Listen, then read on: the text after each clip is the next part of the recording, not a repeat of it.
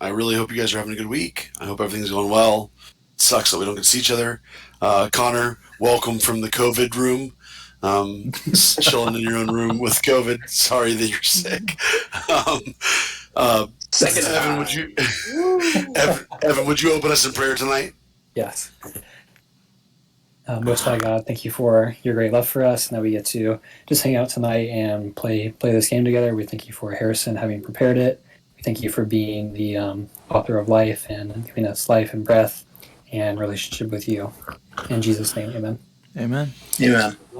So before we get started, last session you guys arrived at Interhaven. It's a small town about 30 miles west of Drunau. You guys disposed of a body about 5 miles south of the town by digging a small hole about 7 feet deep and burying the body. You then ran into two new characters, Ulfur Gent, the priest of Interhaven, and you also ran into Gilmore Stoat, who you know was an ex Fouchard member and has been asked to leave. They were fighting together against a horde of skeletons that had kind of risen out of the ground, out of the cemetery. And you guys had saved Gilmore from dying, from certain death, and asked him to escort you up to a cave that he thought was the root of some of the problems that were happening at Interhaven. You guys walked in, got pretty far in, dodged a grenade, one might say, and ended up looking into a room where there was some sort of summoning going on. I believe a glyph recognized it as a summoning for a specific demon that you guys have heard in lore before, but not someone that you've met before. So, Glyph, we can talk about that a little bit more later and get into a little bit more detail. But they were in the middle of some sort of summoning or some sort of thing where a thick black ooze kind of was coming out of the ground and pouring down the hallway into the stream that fell into the bog or into the marsh behind you. And so I'm going to give you, before we jump into the game, like 2 minutes to kind of talk out, maybe strategize a little bit. If you would like to move your character on the Owlbearer map within like 3 squares of where he currently is, you're welcome to do that. And kind of get in position and strategize before we roll initiative, because that's about what we're about to do. Oh, okay. Cool. Things are happening. Leroy Jenkins. That's the optimal strategy, always. Let's just give them all COVID. Let's do it. I'll have to say isolated. It's a super Hop spreader. on them. All right. So how do we want to proceed with this? How many are there? 5? 5, right? For now. Yep. Does it look like they're like distracted by us, or are they going to continue in the ritual? It looks like they all noticed you and somewhat stopped what they're doing. Okay. Oh, they've seen us already? Oh yeah, you guys walked around the corner. You weren't even trying to stealth, I don't believe. Well, then, yeah, I kind of think this is a Leroy Jenkins situation. It seems that stealth Does, is no one of them longer an look option. More active in the summoning than the others? Or are they all about the same? When you guys first walked in, I would say they're all about the same. I would say the one to the back left, I'll label him, will continue to stay less distracted by you guys. But I would say that it's about even. I give Vigilant and Blessing to Tyler. All right, Vigilant 'Cause Blessing, Tyler. That's never backfired. I also give him Guidance. Guidance on Vigilant Blessing. I don't think that's how that works, but sure. What if we try a diplomatic solution? You want to talk to the demon summoners? Oh no, I was just kidding. Oh, okay. Very funny. Great joke. Okay. So we go with my strategy. We run in and fight. Yeah, I don't think that there's another strategy. I mean, as far as like actual battle tactics, maybe there is, but Carlos is not the person to ask about that.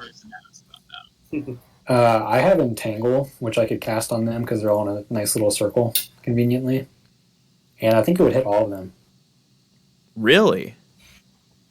Yeah, if I cast it in the middle, it's 20 feet radius. What does it do? It just keeps them from moving? Yeah. Yeah, they have to do a strength saving throw or be restrained. Yeah. Are they likely to attack us from up close or at range? If they are I guess we won't know yet. mages, I can ask them. if they're mages, it's probably from a distance. But if you cast, That's probably what these are, right? I would. If they're summoning a demon, I would think so. If you cast in this square right here, that's 15 feet to all of them. So. Okay, so it would I don't get want all to of just them. go in and start swinging. Yeah, I think I'm good to just start swinging if y'all are. Do you guys want to adjust your characters at all on the screen before we start? You wouldn't walk in a line. You would be in a more synchronized formation. Fair enough. I think based on events of the previous session, I was probably not leading, so I will position myself behind. I think I was Cliff. probably. I think I was one of the ones in front. Considering I got hit on the grenade, I probably would have been up front, and we could say for story reasons that's why I got hit and others didn't. That works. All right. All right, everyone, roll initiative. Bum bum bum bum. Okay, Owlbear, why aren't you working? That is a nat 20, baby. We're starting off Nice. strong. Ooh, natural 2. What's up? 13. What's the vigilant blessing again, Michael? 8, Harrison. You get advantage on your next initiative roll. Okay, advantage. That's good. That's really good. No, it's not because I rolled the same thing twice and it was a 6. So that'll be a 9 total for me. Did you use the guidance though? Guidance doesn't count. You can't do We'll both. work on that. That's not how it works. It's so loud. That's How I'll dark turn it is down, in I'm here, sorry. Harrison? Oh, I turned you down. It's okay. Don't do anything. You're gonna break your computer. There's some torches in the cave. It was somewhat dimly lit, but you can see with normal eyesight in this cavern. That's good. I got some lighting installed. Yeah, it was beautiful, wasn't it? All right, I'm missing. David, what was your total score? 3. Thalius has a 3, and I'm missing one more. Connor. No. Evan, sorry. bless you. That'll be great for 8. audio. What? A big 8. 8. Oh, you guys Go. rocked it like normal. That's from- 6. Can I give everyone like a +5 because I had a nat 20? No, that's not how that works. All right. Janik, you're up. What would you like to do? All right. Well, can I cast? I want to cast Twilight Sanctuary. Yep. We'll just start with that. Yep. And then I can't cast a separate spell with the Twilight Sanctuary, right? Like that's just my action, then I'm done. Correct. remember. Wait. We got this again. Twilight Twilight Sanctuary? Sanctuary is your. Yeah, it's not your feet. It's your cleric domain. Channel Divinity? Yeah, if he's doing Channel Yeah. Divinity, he can cast a spell. Right. so So, the but it bonus has to be a bonus action, correct? If the Channel Divinity is in action, then yes. It is. Okay. So I don't have a different bonus action. So I will pull out my shield, have my axe ready. I will walk towards the people menacingly. Sure. Yeah, And just my- to clarify, everyone within 30 feet of Janik has an additional D6 plus his cleric level. So go ahead and roll a d6, Michael.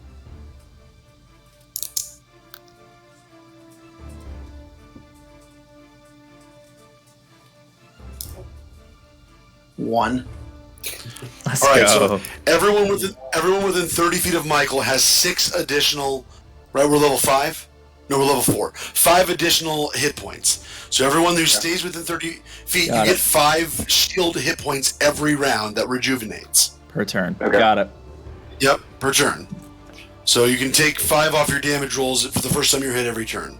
Okay. Hey, Alright. Harrison, Yes. could you remind me what all was included with that amulet I got last time? The Amulet of the Devout. Yeah. Yeah, go for it, Tyler. You got Plus- it. I don't have it up. Plus for me. 1 spell attack, plus 1 to all spell save DCs, and if you're a cleric, an additional channel divinity use, which I don't believe you have as a paladin. I. Or Yeah, you may. It's cleric and paladin, is what you said. yeah, I think they have channel divinity as well. They both do. Oh, yeah. Plus one. So plus 1 spell attack, and then plus 1 what? So your spell save DC, Okay. Plus 1 And- magic, and then plus 1 channel divinity use. and then plus 1 divinity use. Okay. Thank you. You got it. All right. After Janik, the summoner in the back left is up next, and he looks up, and he raises his hands above his head, and fire begins to come down from the ceiling. And then he takes his hands and he spreads them over the circle, and he casts a spell that you don't know what it is, and it shoots the fire out of his fingertips, and it connects with each of the other 4 acolytes. Nice. Do they take damage from the fire? Yes, they do. Okay. You notice that they are. It's not a pleasurable experience. Gotcha. That's his turn. Okay. Come on, you're up. Okay. So Mon is gonna go 5, 10, 15, 20, 25, 30. Let's see where I'm at right now.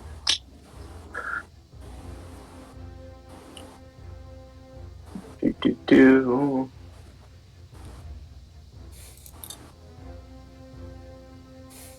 Okay, so I won't do that yet then. I will then throw my javelin at the one in the top left, since I saw him acting first and Go for impacting it. others. Yep. Okay, that's a natural 16 plus 16 hits. 4. So, 16 hits. okay, so 1d6. Okay, 4 damage. 4 damage. He takes a javelin to the shoulder and he yanks it out and grimaces, but continues what he's doing. Alright, that's my turn. You guys watch these 4 men who have been hit by this fire, and they begin to writhe in pain. They begin to peel, their skin begins to peel off of them, and they begin to stretch and change shape. And they turn into 4 large demon dogs. Demon dogs. Demon dogs? Nice. Dimidogs. From the dog Like meal. the demon. Of the dog, the dog. Okay. It kind of looks like Dimmadome. That is their action. They will move. The demon dogs have ridiculous movement, so here they come. 2, 3, 4, 5, 6, 7. Angel's 8. looking a little bit better right now. Wait. Why are they coming after me? They're running by all the. Nah, all right. They're just some good boys Who's your good puppy? with very sharp teeth. All right, that is their turn. We are up to Carlos, Cool. with his advantage roll of a 9. Yeah. Thank you. I will take a bonus action disengage and move 5, 10, 15, 20, 25, 30 will put me there.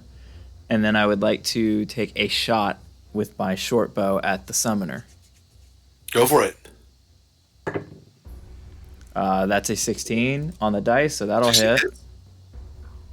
And that will be 9 points of damage with the short bow. Nice. He takes 9 points of damage. And this one doesn't just graze his shoulder, but hits more towards his chest. You see he takes significant pain from this one, but he leaves the bolt inside of him. Okay. Lift her up. Yeah. You got anything else? Sorry. No. Bonus You're action good. didn't action. Lift her up. I get Dread Ambusher, so I can move 10 more feet on the first turn. Go for it. Worried by Tyler. And I'm going to bonus action Hunter's Mark on the Summoner, Sure. which I think just goes through. Just concentrating all It fire does. on the summoner. Yeah, so it'll add a d6 when I go to Yeah. And then now I will roll to see if I hit him. Yeah, he's in bed. Sorry, what? I'm just Do going to what? roll it now. Go for it. Does a 12 hit? 12 is not. He dodged something. Woo-hoo-hoo. 12 does not hit. Okay, I'll try. He must. I'll try Again? Oh. 17. Yeah, that hits. Now I'll do damage. Alright. 6 plus 1d6. Okay, 12 plus. When I hit someone, I can also do. Let me see. Called Favored Foe. When you hit a creature with an attack roll, you can mark them for 1 minute, and it gets 1d4 added. So, hold on. 1d4. Alright, 13 damage total. 13 damage total. Love it. Takes another hit. The summoner's not looking great. He's taking some pretty nice shots pretty early. We are up to Thalius. All right. I almost said Thanos. Thanos is going to come up and he's just going to snap his fingers. I can't Perfectly grab. balanced, as all things should be. Point. Hold up, I can't grab my guy. Let me try to reload. I'm going to move between those two wolves, if you can see that. Sounds good. I will move your guy between the two wolves. Yep, I got it. Oh, you got it. And then I'm going to take a big old swing at wolf number 3 Wing, number 3. with a greatsword. Woo! It's 17 to hit. 17 hits. Let's go. And we got a little 15 damage there. Seems okay. The wolf takes a shot and he goes, ah! It's not a normal wolf. It's a vicious Harrison wolf. He's still alive, though. Oh, he's living. Oh. He's living his best dream. He's a. I want to just to clarify. We're talking like warg-sized, evil-looking, messed-up demon dogs. We're not talking like Alright. little wolves. I'd like to use my bonus action to tell the wolf, bad dog. The dog looks at you more menacingly than normal. Nice. Excellent. We're going from Thalius back to the top. No, I missed someone, didn't I? Nope, back to the top. The Acolyte is not happy. He's going to cast Mage Armor. Okay. And he is going to move this way. he says in delight to be slightly in a better position. All right. Danik, you're up. This man. Alright. I would like to cast. So I'm in the middle here, so I'm going to lean into my role here as the support. I'm going to cast level 2 Blessed on everyone. you use are. my second spot, so everyone's going to receive the blessing, Awesome. except for me. So, Is it a 1d6 or 1d4? it is a D4. Okay.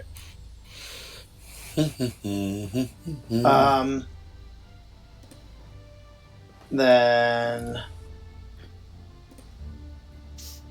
as a bonus action, I can swing my axe and try to hit this wolf that's right here, right? Swing your axe. Oh no! Sorry, you can't swing your axe as a bonus action. No, only Then if you that is take my it. whole action. Yeah, only if you take the attack action on your turn can you have another attack for a bonus action. Gotcha. Okay, then that is all I will do.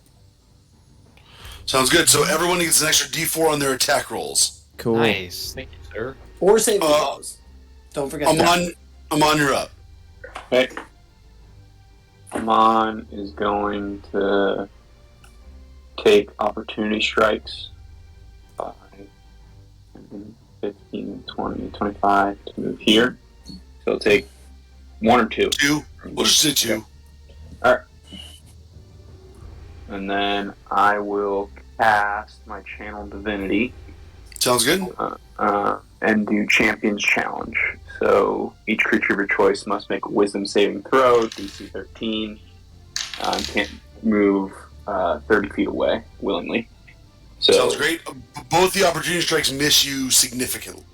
Okay. So I'm applying this to all the 3 demon dogs and the cultist. All right. What's their save? What's the save need to be? 13 Wisdom. Wisdom save. Here we go. Demon dog number 1 succeeds. Demon dog number 2 fails. Okay. Demon dog number 2 fails, and summoner succeeds. Dang it. I was trying to get the summoner. Alright. That was a bonus action. So as my action, I will throw another spear at the caster. Sounds good.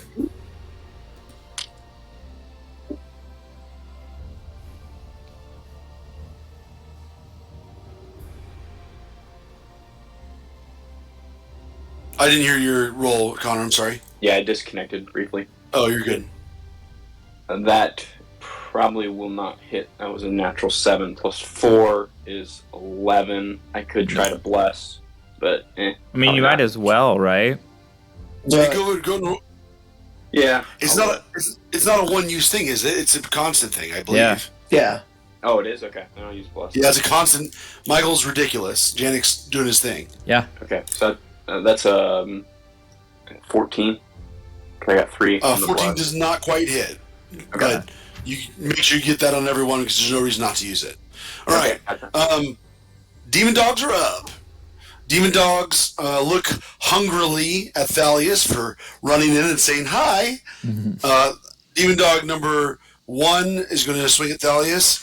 He lunges in for a bite. Thalius is a 15 hit. It does not. Demon dog number 3 lunges in. Thalius does a natural 20 hit. That's a 27. Yeah.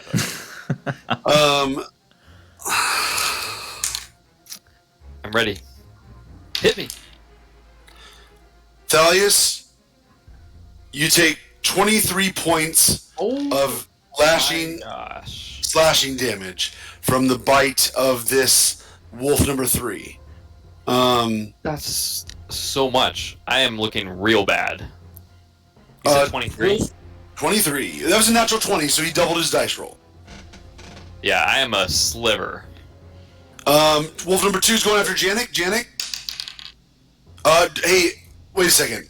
Thalius, don't forget, you get 5 extra health every round. So you make sure you add 5 to that. Alright. And you'll get that back next round as well. So you're fine now. Janik, does it... I'm slightly bigger sliver. Janik, does a 23 hit? It does. Janik, you take 12 points of slashing damage from the Demon Hound. Alright. Demon Hound number 4 is going to jog up here to Glyph, and he is going to swing at Glyph. Glyph. He rolls a 10. Does a 10 hit, Glyph? No, I swat him away on his nose. I got bad He bird. reacts by going, "Arr, arr, arr, arr." Bad dog. Bad. Demon dogs are done. And we are... Can I? Yeah. We were doing this so quick. Could I use my reaction when that dog missed Yes. me to Yes. do a riposte? Yes, you may. Go for it. Ooh. Sweet. All right, we're gonna do another hit with the sword. Yeah, Demon Dog number 1 was the first one to miss. It's a 10 plus a D4 plus a D8 because I'm using a I don't know- superiority die, and I Sure, have that yeah, thing yeah. that Janik did. The D4, I know about the D4, I don't know about the D8, but that's superiority die, that's fine. 10 plus 2 is 12, plus a D8 is... Alright, 17 total. Hits! Demon Dog number 1 takes a hit from the Great Sword. What does he take? It's a 7 damage. Okay. Woo! Slams down that sword and just I think I brushes did the that hair of the wolf on the way down. Alright. Thank you, Thalius. We are back to Carlos. Cool. I am going to run 30 feet straight up. So 5, 10, 15, 20, 25. Are you going to disengage? Or do you need to disengage? You probably do. I'm not going to do Your that call. much more damage. So yeah, I'll disengage. I'll burn Thank that you. bonus You're action. my favorite. No. And then I will do a short bow attack against the summoner. Sounds good. Not going to hit. So right. that's my turn. Glyph, you're up. Hey, what? Oh, that one's still in front of me. Okay, I'm gonna retaliate and shoot him in the face. Shooting at close range. Is that cool? Yep, I can do that with crossbow feet. Alright, go for it. Bad dog. In the face. Bad dog.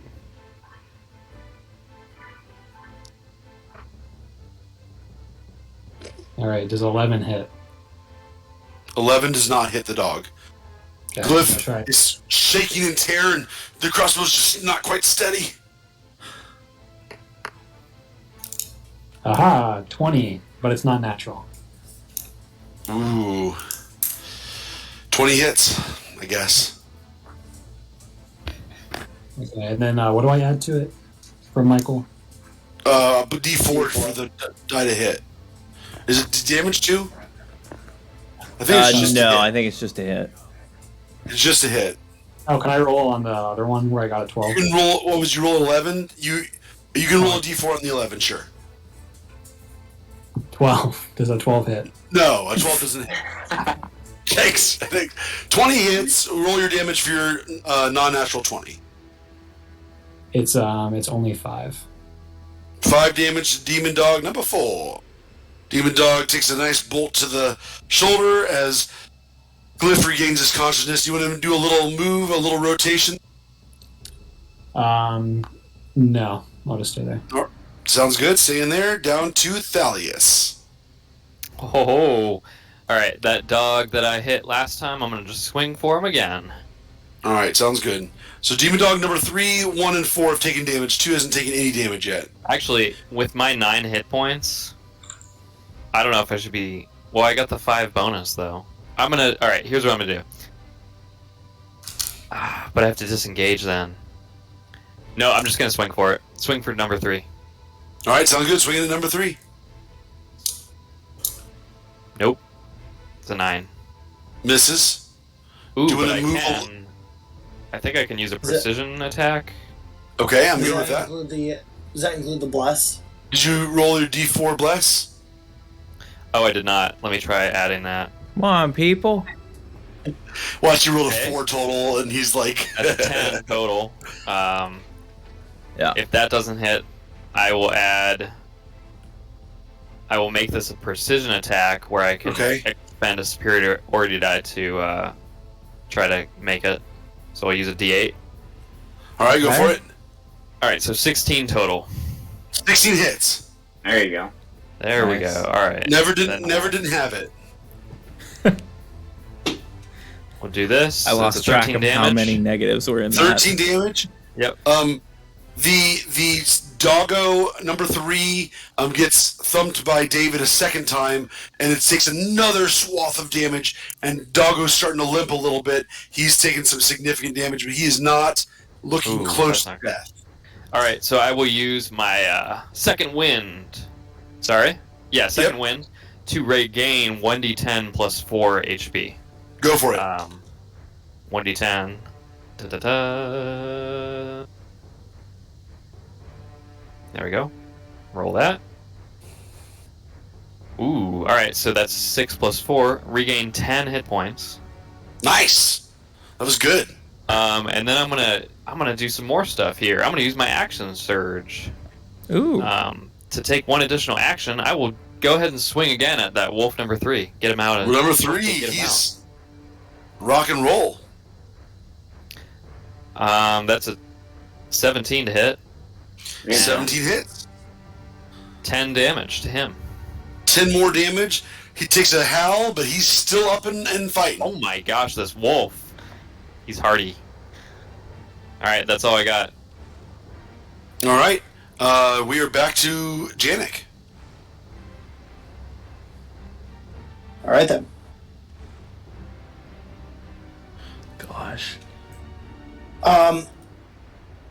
Okay, I'm sorry. I guess I don't fully understand how the bonus actions work. So I would like to cast Fairy Fire to give advantage on all the wolves. Yeah.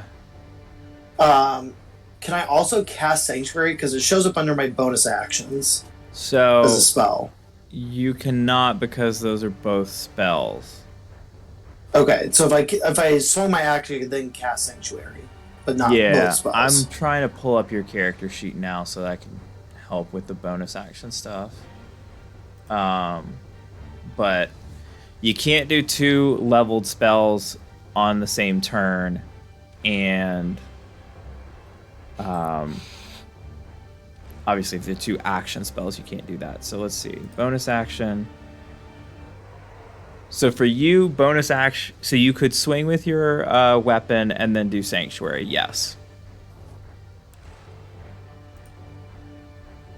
I'll just cast Fairy Fire. Okay. So now, step All the back, doggos, I'm rolling right? some of the, huh? All Yep, the doggos are in. and it's in a 20-foot radius. So, Yeah. So So not definitely the not the not doggos. Yep, so you see me kind of drawing some of the twine a little bit, and then in a weird kind of play on the eyes, all of a sudden all of the dogs are illuminated in like this bluish green haze. If they fail their which- dexterity saving throw. Yep, we're rolling them right now. Doggo number 1 passes. Number 2 fails. Number 3 rolls a 16. Michael, is that a pass or a 13 fail? to save? 13 to save. Yep. Okay, so that passes. Yeah. And number 4 rolls a 9 and fails. Alright, so we got 2 of them. So 2 and 4. Oh, was I wrong? Sorry. What? All right. Yeah. I put them on the wrong dogs. We're You're good. All right. So you get advantage when attacking those. Is that correct? Yes. Awesome. You have an action as well, Michael. I will swing with my battle axe at the doggo close. What is this one? Doggo number 2. Number 2. Advantage on that attack roll. Where is it? It's my battle axe. Swing. 17 to hit. 17 hits. 7 damage. 7 damage. Doggo number 2. Go! As it takes a nice whack from the battle axe on the side. Doggo number 2. You can move around a little bit, but not much without taking an opportunity strike. Like maybe 1 square if you wanted to go up or down.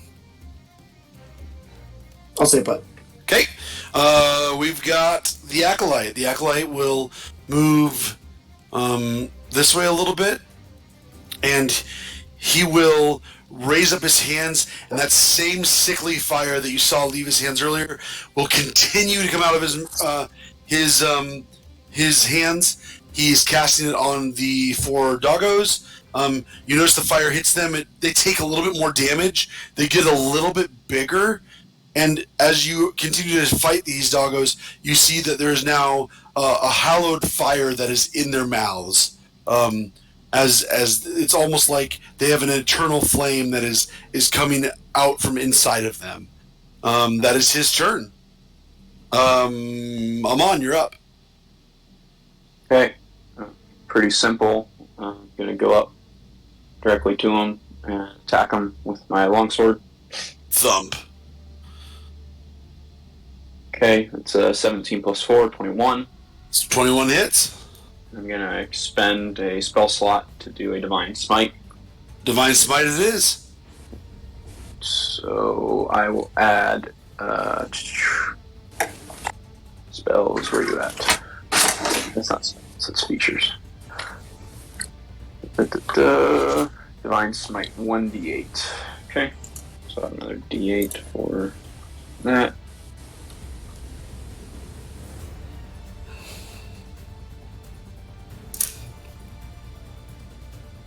2d8.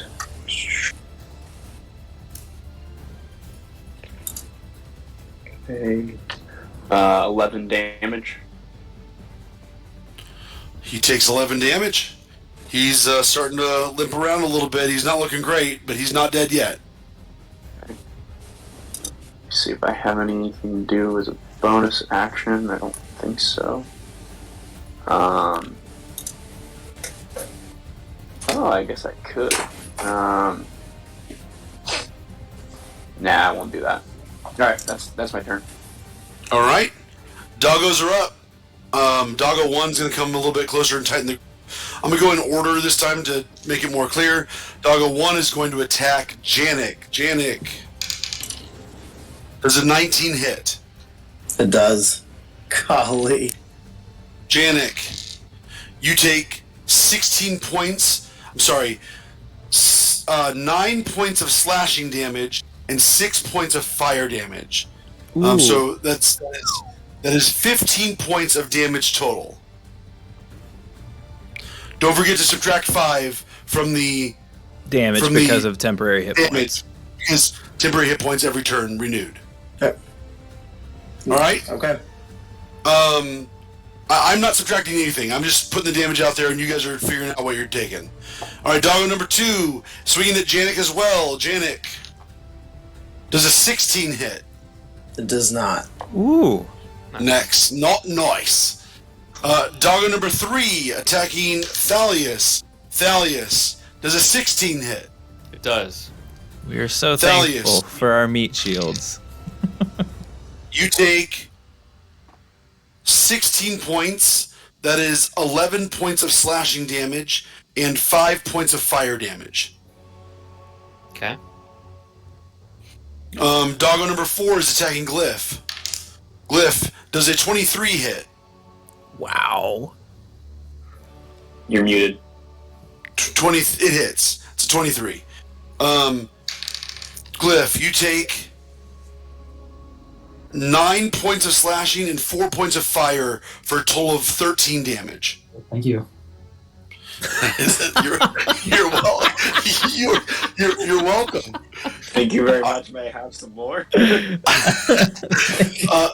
Doggos are done, and it is Carlos's turn. Yeah, I don't like that this guy keeps running away from me and making me burn bonus actions, but I'm gonna do it. So I will. Wait, you don't need bonus action now, right? I do if I want to get in melee range. Oh, copy. Sorry. Which is what I want to do. So I'm going to bonus action dash so that I can get in melee range, and then I'm going to attack and hopefully hit so that I can use sneak attack.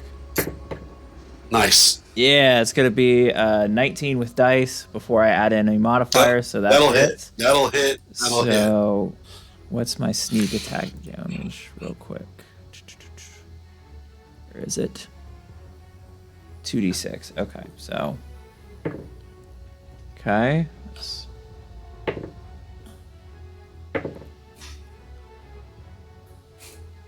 Thales is looking real bad again, by the way. Yep.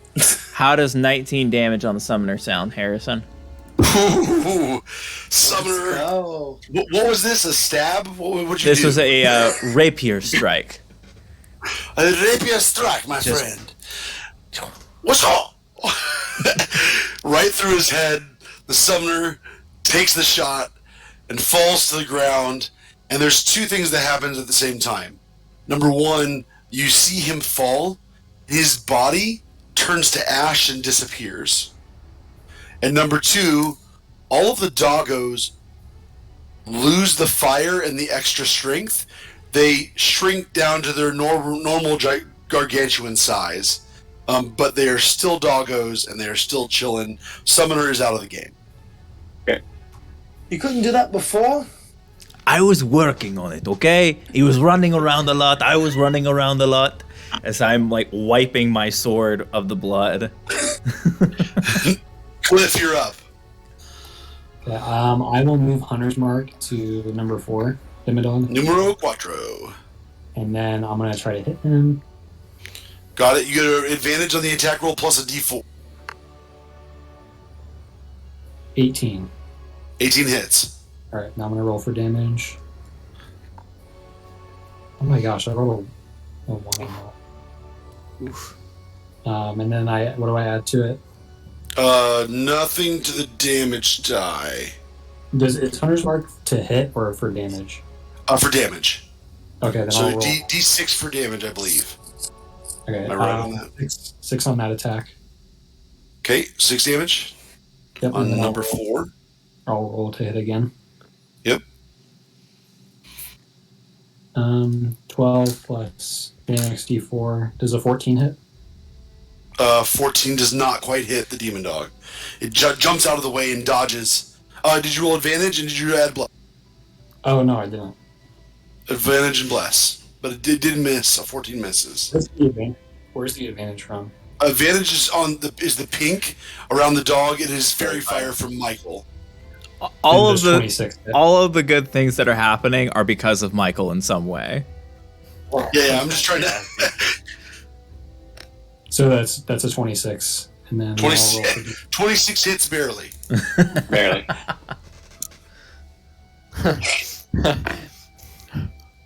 All right, Lost that's dogs. 10 damage. 10 damage. Demon dog takes another 10 damage. He's still looking pretty good though. He's demon dog number 4 is not out of the fight yet.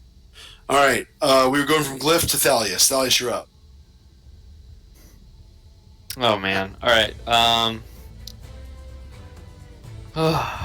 I will be taking my action to disengage from this kerfuffle. And I'm gonna take a few steps. 1, 2, 3. I'm gonna go out by my buddies Carlos and Amon. Just say, "Howdy, fellows." I like cough up blood. Are you alright, mi amigo? You seem to have lost a lot of blood. Oh, it's good. Ordinary Thursday. Okay.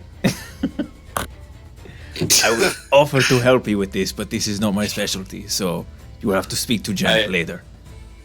I use my bonus action to trip over the cloak of the summoner that turned to ash. I will let you get back up as if it wasn't a big deal. You get back up on your feet. You're like, oh, where'd he go? Oh gosh. Oh man. All right, that's my turn. Janik, you're up. Yeah. Just hit something, man. I think that's all it is. That's I'm all you not got at dead. this point. Or you could heal yourself.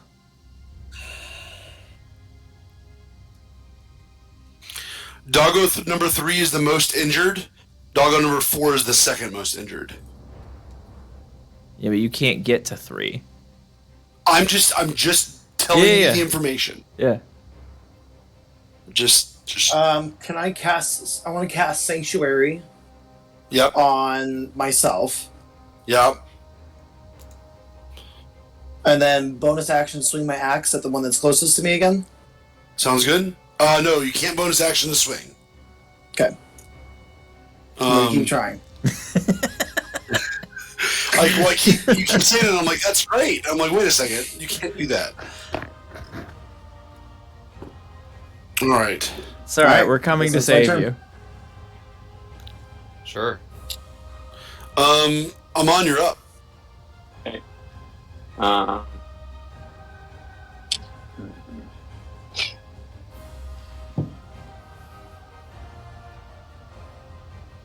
so the ones in purple have my compelled duel still on them? Yes, they cannot move away from you. Okay. No, sorry. Red cannot move away from you. Purple, you have advantage on the attack. So it's 3 and 2 are supposed to be Are 30 feet traps, of me, right? trapped to go towards you or stay where they are. Okay.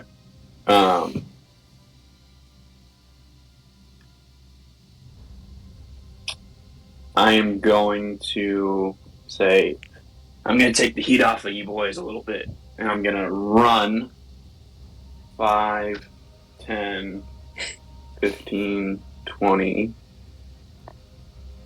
25, 30. That should bring them 15, 20, 25, 30. They shouldn't be in a 30-foot range of me, so they'll have to come in to be in a 30-foot range of me. That If I'm sounds correct. I'm understanding it correctly. I believe that's correct.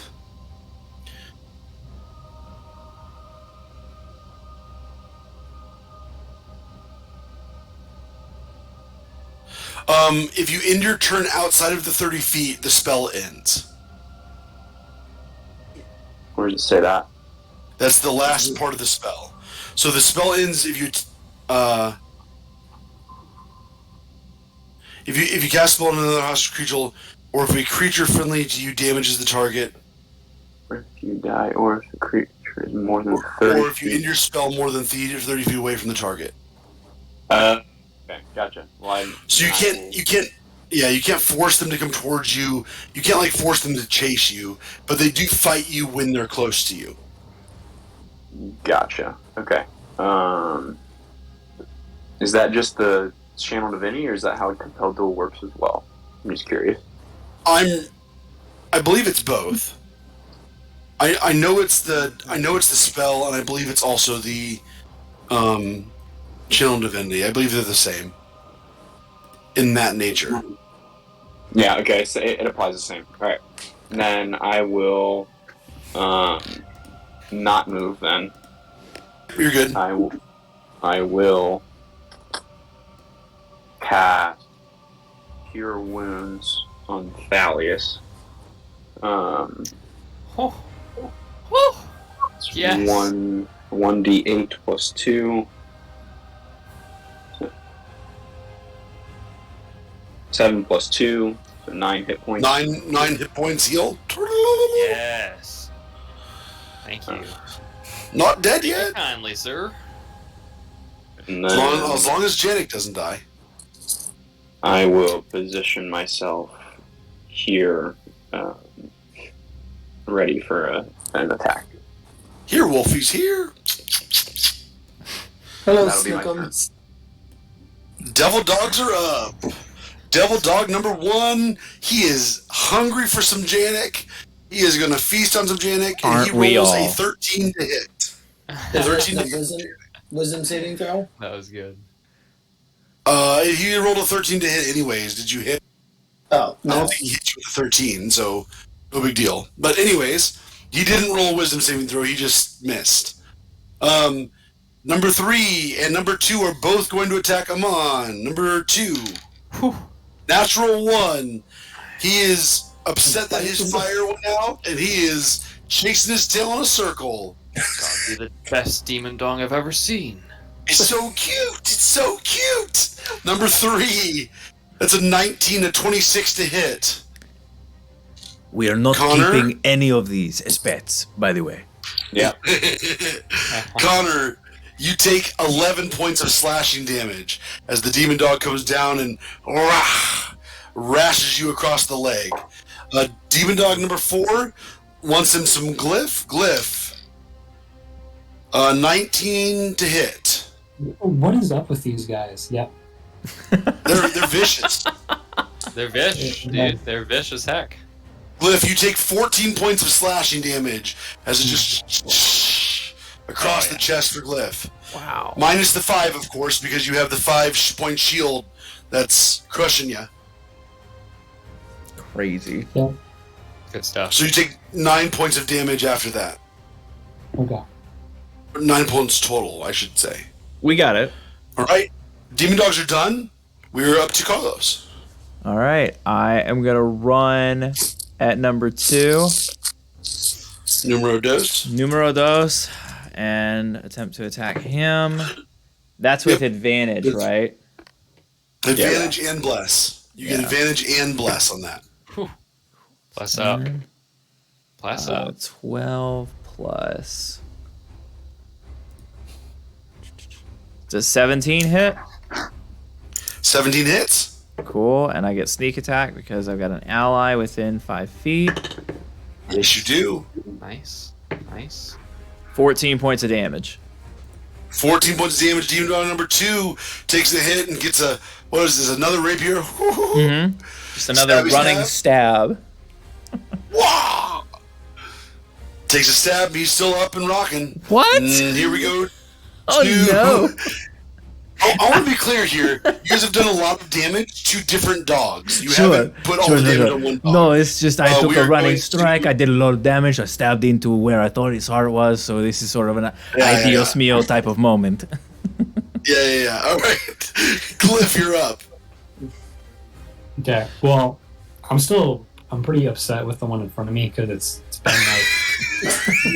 like. I'm upset with it. So I'm upset. go to attack him. All right, got it. Go for it. No, wrong dice. Oh my god. Oh, 25. 25 hits. Yeah. Damage is 7. Okay. 13 on the first Did you hit. add your 100? I did. Oh, Harrison is out for the count. Frozen. We made it pretty He's far gone. though for the first freeze to happen now. Wait, there he is. Yeah. Oh, there he's back. All right. 13 damage. Did the Hunter's Mark get included? I didn't hear it. It did. All right, awesome. 13 damage. Do you have a second attack there, Glyph? Yep. Yeah. All right, rock and roll. Rock and roll. 18 hits. 18 hits. 8 damage. 8 damage. This demon dog takes 2 more crossbow bolts to the face Oh no. and is still up. He's still rocking. After his 22 damage, he is just sitting there and he is growling, but he is starting to have this black blood that's pouring from him as demon dog number 4 is not looking very good. All right, we are on from Glyph to Thalius. Thalius, you are up. Yes. All right. Thalius, newly healed, is gonna run up to his old pal, old buddy, old friend, Dog Number 3. 3. Dog And 3. Take a big old swing with the greatsword at him. Yeah, you will. Let's go. Boom! 24. Does that hit? That barely hit. I'll add the D4. Just kidding. Let's do 15 points of damage. 15 points of damage. Dog number 3 just comes down with the sword, crash onto the back hide of that number 3.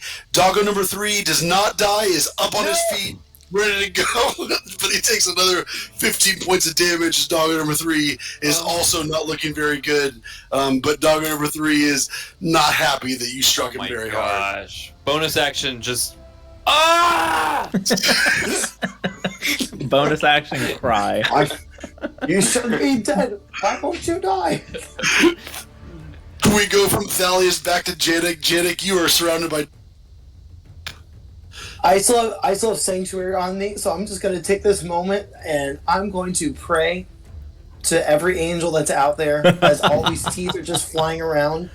I'm going to cast Healing Word on myself and try to give up from a little bit of my hit points. Nice. I'll be Yeah, at go level for 2 it. Healing Word. Yeah, go for it. Whatever. Hit it. So I heal 10. Plus... So he's gonna second swallow. The healing increases. So I healed 10 points. 10 points. Got it. You got it back. Let's go. I still don't have a bonus action, right? Can't swing an axe. You bonus action healing word, Michael. Alright. You can swing with an axe because healing word is a bonus.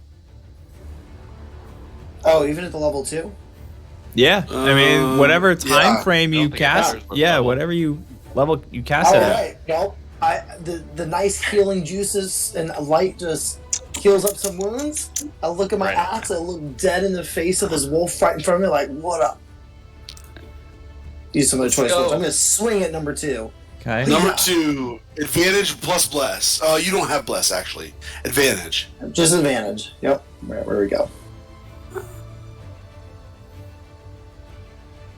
Does a 25 hit? 25 barely hits. Would you like to take 10 points of slashing damage? Doggo number 2 is looking healthy, so he loves 10 points of damage. He's like, He's looking healthy, you say. Oh, number 2. Why is he so Interesting. healthy? Interesting. All right. Janik is up. Heartworm Janik's medication. done. Amon, Amon, you are up. Who's the most damaged right now? It's pretty close between number 3 and number 4. Hit him. Just hit something. They're all probably about the same. I'm Number gonna 3 hit- Then I will hit number 3. I will team up with Thalius to hit number 3. Don't take my dog 3, baby. I'm not taking it. I've got like 60 points of damage in him. I feel like you should probably just go for number 1. Because even with the bad damage, it's going to be way more effective. These guys off. Yes. I like how we spent like 2 or 3 turns and we're like, okay, we'll get the summoner out of the way. We got the big boss, and then these dogs are just like, cool, we'll stick around for 6 more turns. Dude, the dogs are the boss. The summoner was just their pet. The summoner was just a distraction. He wasn't the bad guy. The bad guy was the dogs all. He was 15 to hit. 15 does not hit the doggos. It is a miss. Doggos dump out of the way, and he is. Well, Connor, did you both get bless and your reroll for fairy fire? No reroll because you struck No, out number three. 3. Okay, copy that. Did you roll bless? can add your With D4. my I already rolled Okay. plus. I rolled a 1, so I rolled an 11 plus. Actually, no, 4. 11 plus 4 plus 1 is 16, not 15. A 16 hits. Okay, Woo! I'm bad math. So it's a What's the D8 +1 from? What's the +1 from? bless. For blessed. He did What math was the wrong. +4 from? Plus 4 was just from my hit die, like just hit, Oh. hit, extra hit. Oh, okay. Got Yeah. it. Da, da, da. Okay, it's 9 damage. Doggo 3 falls to the ground, and Thalius is like, what? Very angry at Amon for taking his doggo away, as the doggos. No, he's not gonna. He's just gonna be like, oh, best paladin I've ever seen. How did you do You're- that, Amon? Guess whose turn it is? It's the doggo's turn. Let's see, who are we gonna bite? Number 1's going after Janik. Janik, All He just think- around me are familiar his faces. wisdom save is a 21. Did He you will say hit you.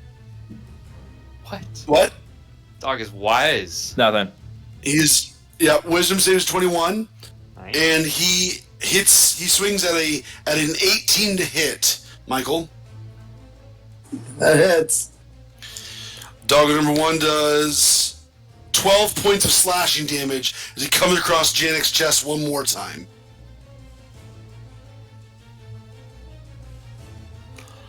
Doggo number 2 swings at Amon. A natural 1. He continues to chase his tail as Doggo number 2 is like, this is great, and spins around and... Doggo number 4 attacks Glyph. Glyph does a 19 hit. Well, it did last time, so I'll let it hit me again this time. You take 12 points of slashing damage as the doggo swipes across your chest and tries to get more of that shield out of the way. Doggos are done.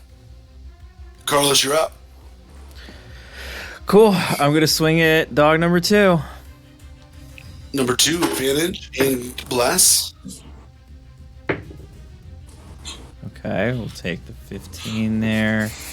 16, so that'll hit, and then sneak attack plus real damage is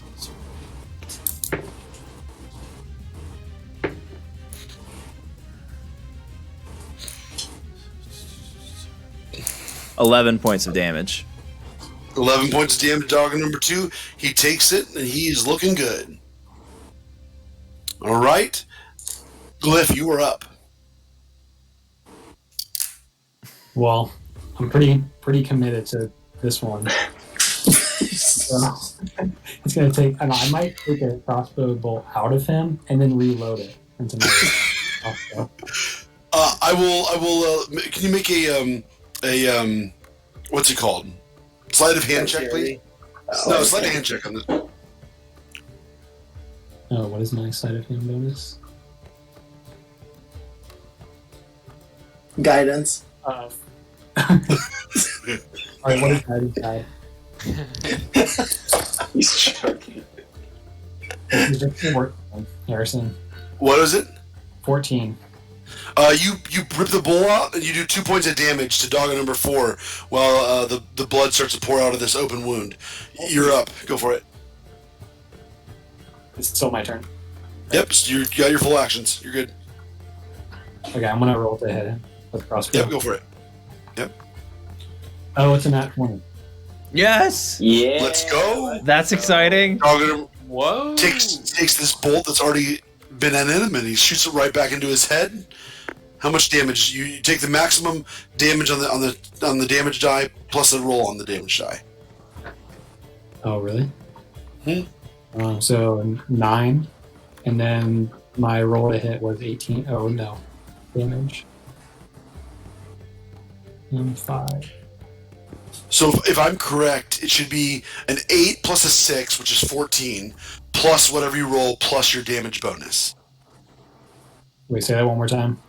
It should be your hunter's mark roll and your attack roll maxed out, Oh, okay. and then a roll on both of those plus your normal damage. So 15 on the first hit. Okay, 15. Dog number 4 takes 15 points of damage. Wait a second. Oh, that was just I didn't add up the second part of the crit. Sounds good. Go for it. And another 9. Doggo number 4 takes this shot to the face that he just pulled out of him and gets right into his face. He falls down dead. Yes. That might be the single coolest action that I've ever seen anywhere ever. This Janik said out loud. Oh, that's so cool. Would you like to move, Glyph? I will put my foot up on this dog's dead body. I always want to give Glyph cigars. Like Glyph, just so you know, you have like unlimited cigars in your pack that regrow every time that you use one. Because I just want you to always have one. I light it with All right. fire. That went away. Yeah, I love that. Just a little. Thalius, you're up. All right. How's dog 1 looking? Is he hurt? Dog 1 has taken 1 7-point shot. How about dog 2? What's he looking like? Dog 2's Dog 2's looking a little bit worse. He's a little bit worse. All right. We'll go for dog 1. We'll do some work on him. Swing the old sword at him. We'll strike down from the sky. Yeah, 22 to yeah, hit. you will. 22 hits. And that's going to be 9. Yeah, it is. 9 points of damage on Doggo 1. He gets a little yelp from that Dog little 1. small strike that you swung. I'll use my bonus action to give him a little pat in the head and just be like, you better get out of here, little pup. All right, go ahead and make it a dexterity saving throw with advantage. Okay, can definitely do that. Let's see, dexterity saving throw is either going to be a 4 or let's do the 20. I'll do 20. 20. The dog tries to nip at your hand, but gets distracted by the other one that's running in circles. All right. That's my turn. All right. Janik, you're up. Okay.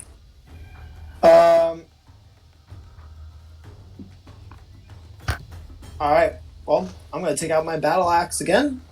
I'm going to swing at number 2 because that's been working out real well so far. Yeah, it has. And battle axing. Nice. Does this one has advantage? I think it does. Okay, 19 to hit. Hits. All right. 7 points of damage. 7 points of damage on doggo number 2. And then Okay. bonus action. Yeah. I'll cast Healing Word on myself again. Yeah, you will. That'll be a level 1 this time, Cool. which is a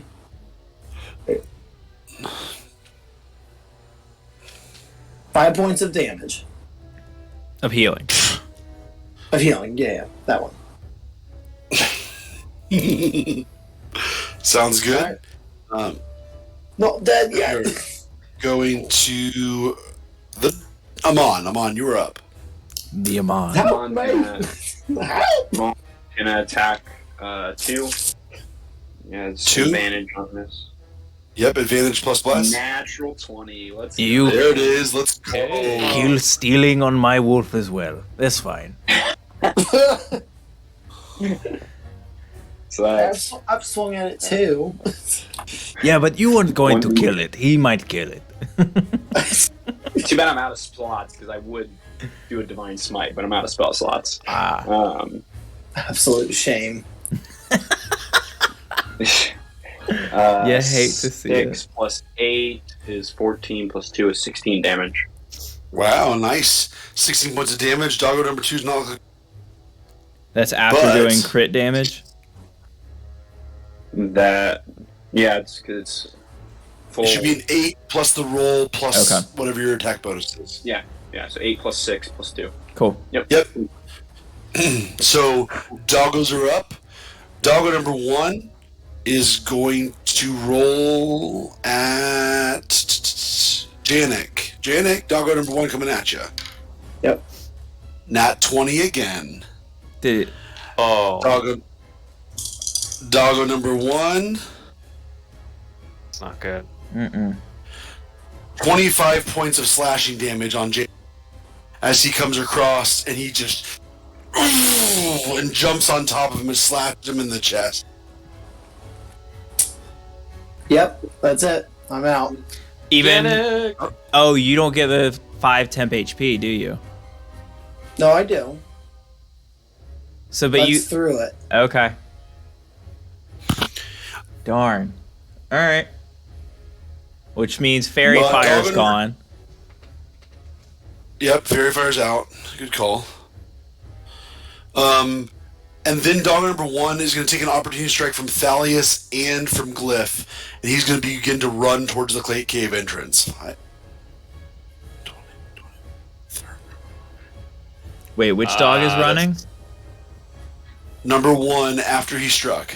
All right, 23 to hit 23 hits, and 13 damage from Thalius. 13 damage from Thalius is on him. Glyph, opportunity strike. It's just 14 14 damage or to hit? to hit. All right, 14 does not quite hit. All right, and then doggo number 2 is going to swing at Amon. Amon, does a 12 hit? No. No. All right, doggos are done. Carlos is up. Cool. We're gonna roll. Please be a good roll because we don't have a do-over. And Bless is also gone, isn't it? So that's just It gonna is be a also 13 to hit, which means that doesn't hit. 13 does not hit. Do you roll with advantage because you're flanking? No. We don't play flanking rules. I'm going to disengage and run. Oh. Actually, if I disengage. No, I'll just dash and take the opportunity attack and see if. Yeah, I think I'm going to try and cut off this dog. So I will take an opportunity strike from dog number Sounds 2. good. 14. Misses, baby. Not even close. Oh, it was close. It was close. If you didn't have my wandering ward, it would have been.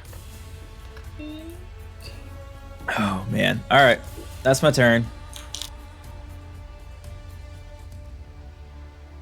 Glyph, you're up. Got his cigar out, foot perched on this giant demon dog that he's killed. Yep. I will Probably take. thinking about demon dog steak right now. So Janek's right in front of me, and he's down. Yeah, he is. He's down. He's right in front of you. I will cast Goodberry. You're casting it, or you're giving him a good berry? I don't have any on me, so I'll cast it. Okay. What are you casting? Goodberry, so I'll have 10 Goodberries, Harrison, and then can I Yep, you're good. give them to Janek? Yeah, I'll let you bonus action feed him I'll let you feed him all 10 if you want to. If you want to feed him all 10. Yeah, I'll do that. All right, bonus action. Goodberry. What was it? It's 1 hit point per, right? Yeah. All right, so Janik, you feel the breath of life re-enter you as these gushing berries into your mouth, and they give you some sustenance and the ability to open your eyes, and you feel like total trash, but you're back conscious, laying prone on the ground With a dog right in front of you. with a dog. With a dog.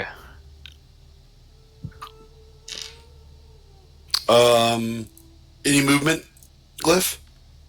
I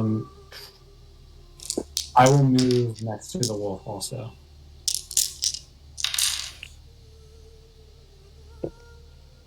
Sounds good. Next to the wall. Thalius, you're up. Alright, Thalos is going to come around to the wolf. Gonna take a swinger. Swinger. He's gonna do a 17 to hit. Hit. He'll expend an old superiority die to do a maneuvering attack. Maneuvering and attack. tell Janek to get out of here before he bites you, which will allow him to spend half his movement to leave without procuring any opportunity attacks. Sounds if good. he wants. And the damage there is going to be 12 plus 4. 16 damage. 16 damage. Dogger number 2 takes 16 points of damage and falls to the ground dead. Never mind about the maneuvering. Alright. Time for some dog meat. Carlos just standing like this. Janek, you're up. Okay. So the demon So- dogs don't discriminate in the ash, right? So What? is Twilight Sanctuary gone now too? Everything I that believe you so. had Everything active, else, right? everything that you had active It's will gone. be gone. Alright. I'm going to start by retreating behind Thalius. No, Amon. 10.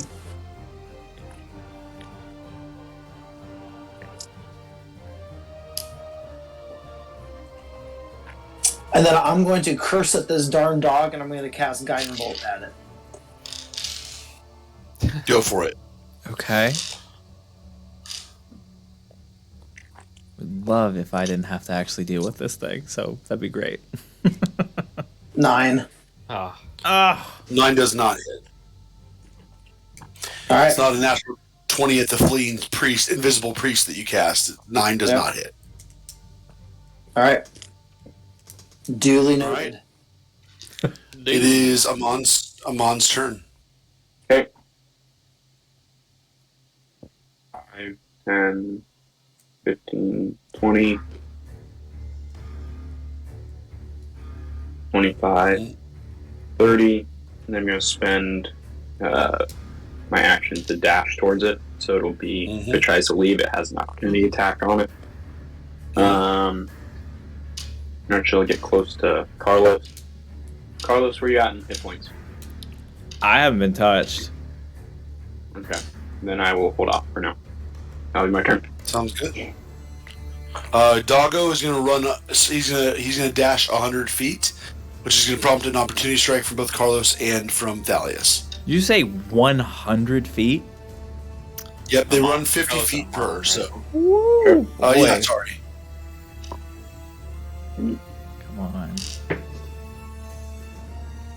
Does a 16 hit? 16 does hit. Well, that one does not hit for me. So No, Nope. but I don't know if I get sneak attack on an opportunity attack. I'm fine with it. This dog has like 55 health left. Gee, these are hardy dogs. You can sneak attack this dog. All right. He's liking it. He wants the extra damage. Sure. Okay. Well, we'll see what we can do. That one wasn't a good roll. All right. Demon dogs are just built different. 11 Built points different. of damage. He was like, "Yum, give it to me, yum!" And then he sprints off down the hallway. You see him turn the corner. You could try and chase him if you'd like. I'll play it out for one more turn of rotation. He turned a corner. Yeah, he turned the corner. You can chase him. No. He's 100 feet. So, I mean, that's 10, 20, 30, 40, 50, 60, 70, 80, 90. He's there is where he is from you.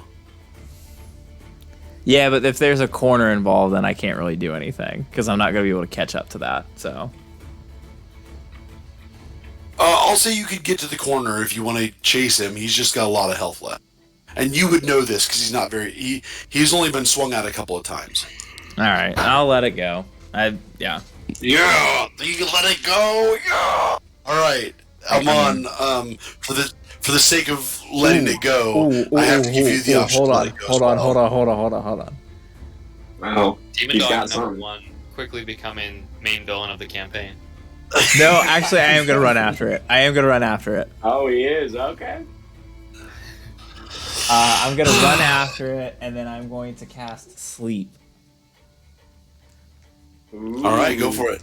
I'm trying to find the dice. That's 2, 3, 4. Come on. One more. 5. That'll work. Ah, where'd it go? Lost it. Great. There we go. Cool. All right, come on.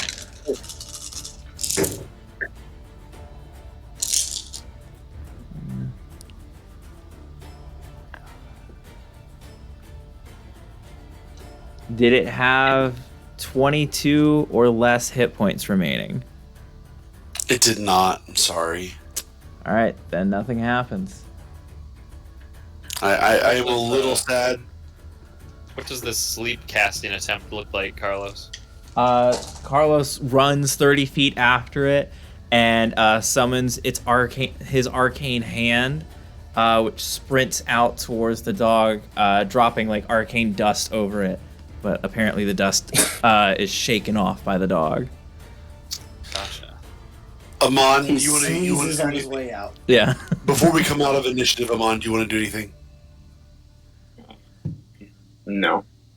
I think Okay. I'm realizing the state of the group and don't think that a chase is worth it at this point. All right, dogs are dead or gone. You guys are finally alone. Carlos, I believe you probably re-enter from the way. A little disappointed. Very disappointed, actually. Pero got away. Can I go ahead and inspect this dead dog in front of me? I just want to get a feel for what. I mean, these aren't ordinary dogs, so I'd like to glean what kind of beast, this is. What Yeah. I guess maybe So where they come from. I'll give you a little bit in general. So you've got you guys for the first time are able to kind of focus in on the room a little bit more than just walking in on this ceremony, whatever's going on. The black stream has kind of fizzled to a little bit of dried black pus on the ground that you guys have been dancing over as you've been fighting. Around the room, there are some pots and pans and some a couple of like pieces of fine pottery. There is a scroll lying in the corner next to one of the unopened pots. And it seems like that these clerics or whatever they are were living here in addition to whatever they were doing or whatever their intention was. You noticed that there was some print on the middle in Infernal that was on the middle of the area where they were doing whatever ritual they were doing to produce this black ooze. And you also noticed that the demon dog, Thalius, has like this stretched leathery skin pulled over kind of a like the carcass of this large rhino-sized dog that has been like it's just odd. It's oddly shaped. It's certainly not from this plane. It has every intention of being an infernal creature from hell. It has been summoned here or brought here by presumably the priest who summoned it, who you guys killed earlier in the night. It has irregular teeth and irregular jawline. Its eyes are, I think of like the one of the dog from Pandora. It's kind of got this whisker thing that's a little unnatural. It's hairless and it's just really disgusting. Can I cut into it and see, like, is there meat that I can get from it, or is it just kind of like a gross leather? Yeah, I just want to see what it's like on the inside. Yeah, you cut into it and there's a foul smell that's released. It's sickly in nature, but you do see that there is some muscle that you could cut off and try and cook. Okay. I'll try to cut as much off of that as I can. And Yeah. You spend some time. The blood is kind of a black, oozy color, but you're able to get a piece of meat that looks not great, but you've got a piece of meat from this demon dog. Okay. All right. Piece of demon dog meat. All right. Other cast of characters. What would you guys like to do in my room of doom? Can I examine the summoning circle just to make sure that there's nothing latent behind it that's completely diffused? Yeah, go ahead. And are you doing a magic spell? Or are you doing concentration on a Doing an Arcana ritual? check. Yeah. Yeah, Arcana check. Go for it. That's a 9. All the It info. looks like whatever was here seems to be done. Okay. In this room, does it look, other than the direction the hound went, are there any other pathways? No, this was a one-room cavern. You guys searched for a minute, and there's just no other way out. Okay, so he just left the cavern, is where the dog went. Yeah, he went back out front. Okay. Yeah, I think I'm just examining the circle right now. Yeah. Sounds good. Hey. Circle, you read Infernal? I cannot. No. Griff, so we'll help out. Glyph, are you examining the circle with Amon? Yeah. All right. So Glyph, you look down the circle, and there's writing above it, and it says, "Where is he? What is now? He's been missing in the stone. He's been missing in stone. Yep. Where is he? What is now? He's been missing in the stone.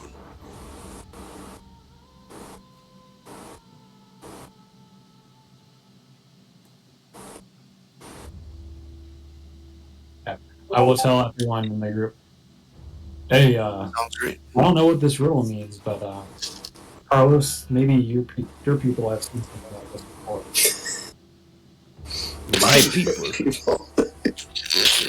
My people. What do you mean, my people? Well, you see, the English is just a little broken. Are you making an implication about the way that I speak?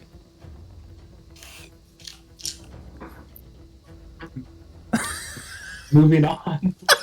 Cliff kind of turns back.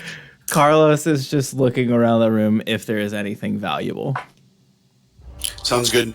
You come to the pots and pans. There's cooking pots and pans and some basic supplies, including some normal dried meat and some normal berries from the local bushes and brushes. You look in the pots, and the pots are filled with a black powder. Would you like to touch it? Yeah. Yeah. So you pick up some of this like black sand, and it feels like very fine. It's not something that you've seen before. It's not something that you've experienced before, but it's not. Its most defining feature is it has this very strong smell. Does the smell of it resemble anything that I've smelled around Glyph, perhaps? Or no, Glyph doesn't use firearms, does he? No, he doesn't. Never mind. It does have like maybe a sulfur or ammonia note lingering behind it, but you've not encountered this substance before. Ooh, I take that back. Does it smell as though something that I would have encountered around ship's cannons? Maybe similar. Maybe similar. It's not exactly the same. Okay. But it certainly smells like maybe you should keep a torch away from it. Got it. Cool. There's six pottery full of this substance on the outskirts of the circle, on the outside of the wall. They're not part of the ritual. They're not. I want to make a distinction. They're not part of the ritual. And then there's also a scroll on the ground that is rolled up next to one of the pots. I will pick up the scroll. You pick up the scroll. I will attempt to read said scroll. You open the scroll. I believe it is in a language you do not see. What language would that be? You're probably right, but yeah, you are right. Infernal. Yep. 100% just looks like gibberish, so... Over there, if you read that. I'm sorry, what was that? If you're struggling to read that, I can teach you how to read. I don't know that the issue is knowing whether or not, or how to read. It is the language in which I am reading. But if you can teach me, I am open to learning. All right, yeah, I'll help you out. Carlos says with grit teeth. Do you hand him the scroll, Carlos? Yeah, This guy's got all the answers apparently, so yeah. You take the scroll, Glyph, and you glance at it, and it is a poem. It is about 5 paragraphs long of poetry, talking about an onslaught of demons that is coming, and at the end of each stanza, it repeats twice the phrase, when the time is right, when the time is right. And in each stanza is talking about a different level of invasion where, at first it would just be like devils and demon dogs, and then second it would be like lesser demons, and third it would be like some greater demons, and then four would be like demon lords, and it's ever increasing in the significance of the damage from these creatures, the destruction, the death that's occurring, and it continues to repeat that phrase at the end of each stanza, when the time is right, when the time is right, and so you get that from this poem. Nothing more sticks out other than, again, for the third time this day, you glance and you see a familiar name. This is the name of one of the greatest demon lords of all of Innistrad that has been in Legendarium. You notice the mention in the 5th stanza of Gristlebrand, the demon lord, who it seems like these acolytes were worshipping. Okay.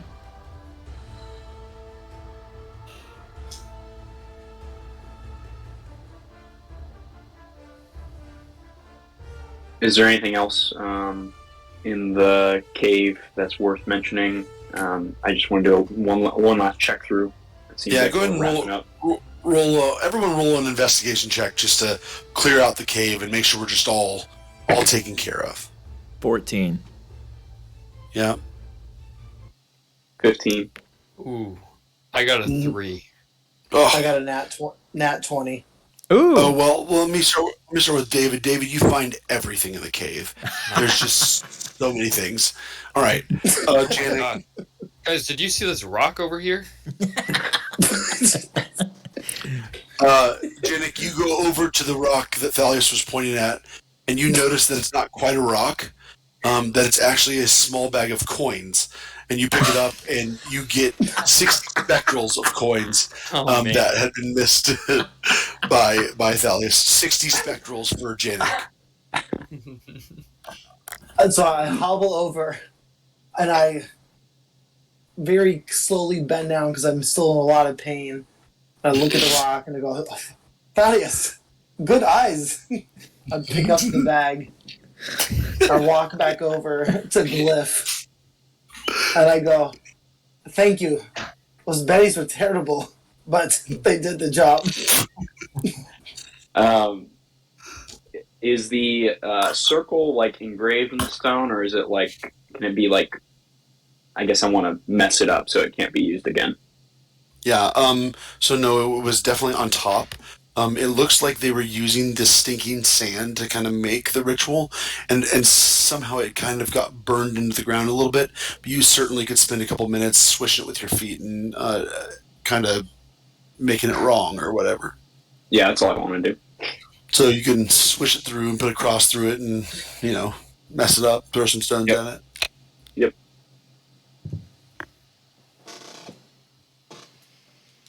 Well, I guess we should get back. I don't know where that demon dog went. It might have went towards the town, and our friend is waiting outside for us. So he might have encountered the demon dog also. So They might be that might be a dead. problem. He might be dead. Way to keep the optimism alive, Janik. Yep, you guys going ahead. I'll be right there as I start walking, just slowly dragging a foot behind me, just really limping. Here, Janik, let me help you out. And I give him... No.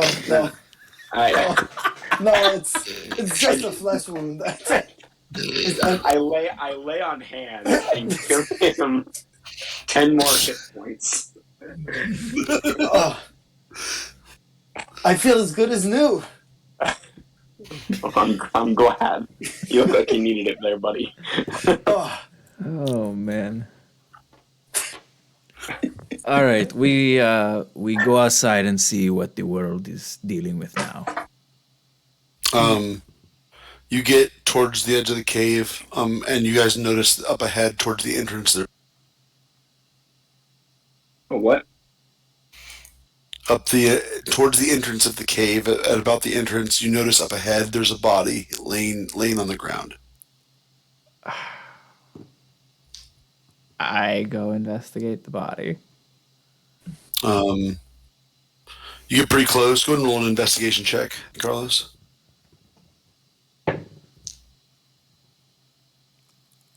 Not one. It's just too dark for you to see. Hey, Carlos, do you see this rock back here? Actually, no, that sounds more important than the body. Yes, let me take a look at this rock.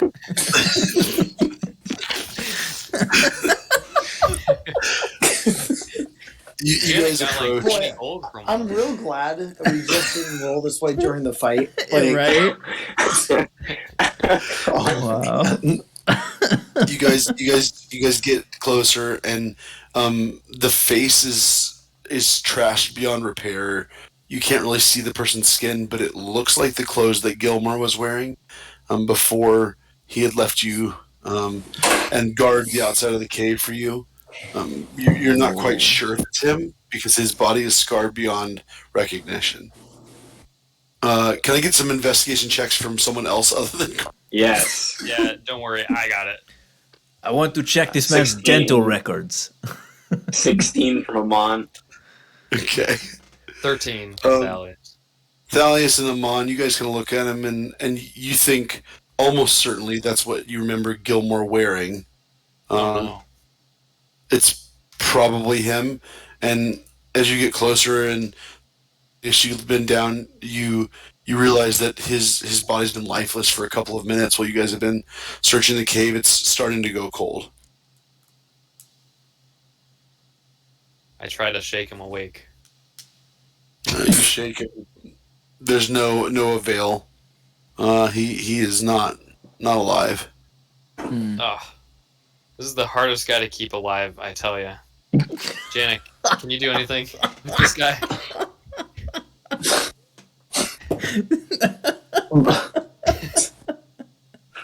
First guy keep alive. God, this is so annoying. He's died again. Oh, man. I'm a cleric, not a necromancer. Mm-hmm. Oh man, I want to be clear. He was at like 3 life when you guys got him. Right? You guys chose to go out the same night, and he was like almost dead when he arrived. He barely made it. I can't believe he chose to come with us. Honestly, just bad life decision from this guy. But Janik, you're sure you can't do anything? Just, I mean, almost. He's almost cold. I look at Thalius just totally dumbfounded and just like step over the body and just start walking out of the cave. Oh man, well, we got at least bury him. Amon quietly picks up the body and heads back towards the town. Sounds good. Yeah. You guys. I'm gonna sidle up to Amon and just sort of under my breath. Perhaps we take a look in his pockets just to see if there is any information that we need. If that is our only motivation to understand what we need from the voucher, then so be it. You may search his pockets. I begin searching his pockets. Go and roll an investigation check, Carlos. Cool. I'm historically very good at these, so. Yeah, you are. Okay, dirty 20. All right, so you find 7 spectrals in his pockets. But as you're searching his pockets, you kind of grab his arm to move his arm to get to his pockets. You notice that his arms have like archery braces that have a little bit more of a gleam than a traditional pair.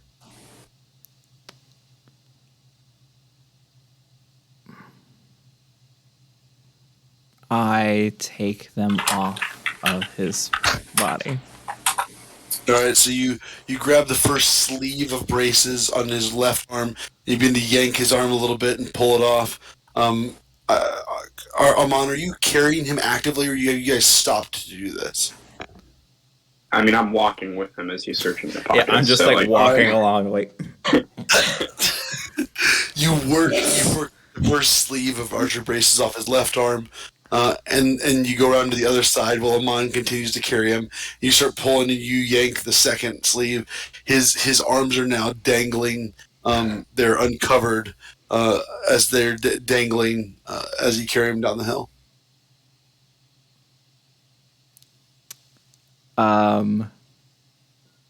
I will cast Identify on the bracers. The bracers give +1 to any ranged weapon that they're used with. They're magical bracers. They give a +1 to any ranged attack for any user. Sorry, ranged non-magical attack. Nice. Got it.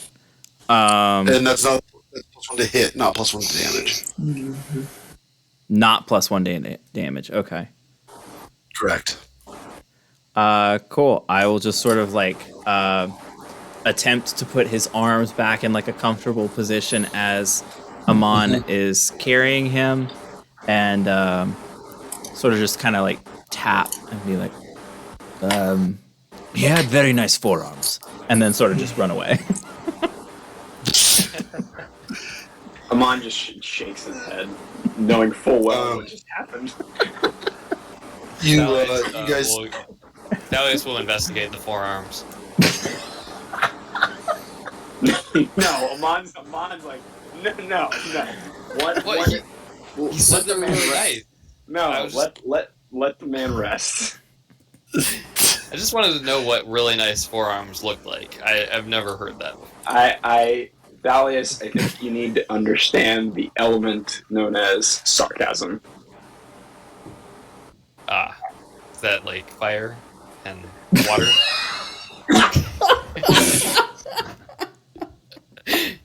Sure, we'll go with that.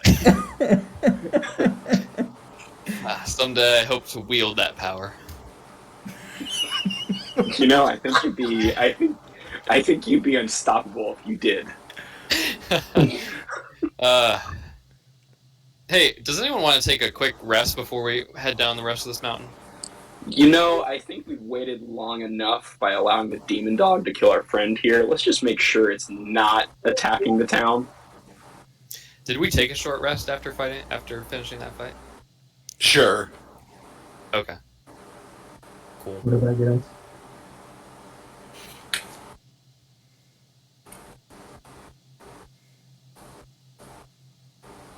All right, you guys continue back to town. Anything else you want to do on the way to town?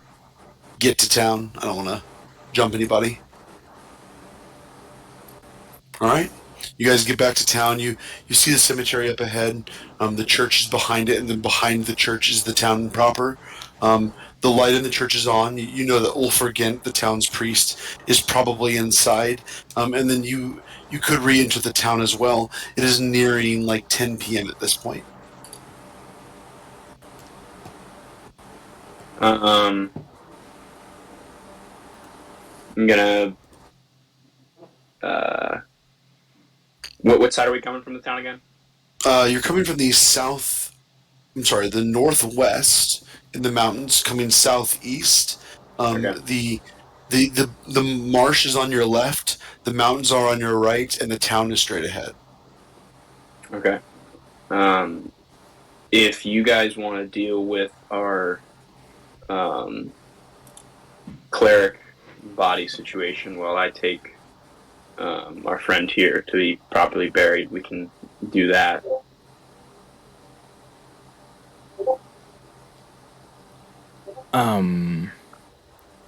Okay. Does that sound fair, or are we good with the body where it stands? Which body are we talking about? Cleric body. The big bad cleric we buried last, like, 6 hours ago. Yeah, the priest. Okay. Oh, that's right. Right. Yeah, I mean, are you saying you're gonna go alone? Because I'll come with you. No, I was gonna take care of this, and if you guys wanted to go take care of the priest's body, or That does sound like you will be alone, though. Yeah. Well, What are we doing? Wait, what are we doing with the priest's body? We are digging the priest body up and moving him so that he doesn't come back to haunt us as an undead. right. Kelly. Okay. so we're Which- moving him in. We're moving him inside the We're moving him inside the town into the cemetery where there's a bunch of open graves now, and then I'm going to repair all the ward stones that we decided not to repair because we were impatient and went to go fight demon dogs. Right.